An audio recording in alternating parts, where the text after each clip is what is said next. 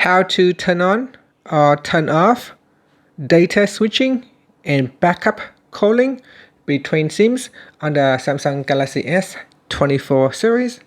First, tap on the home button to go back to the home screen.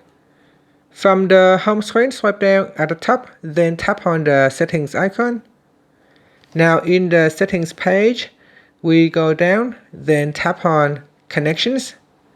After that, scroll down and tap on SIM manager. Now scroll down to the bottom and tap on data switching and backup calling. Tap on the toggle button to switch it on or turn it off. Now you can also tap on the left hand side panel. In here, you will have more information about this feature. And it says here, switch to another SIM for mobile data if the preferred SIM can't connect. If Wi-Fi calling is on, SIMs will also be able to make and receive calls when they are out of network range. The calls will go through the mobile data connection of another SIM. And that's it. Finally, you can tap on the home button to return back to the home screen. Thank you for watching this video. Please like and subscribe to my channel for more videos.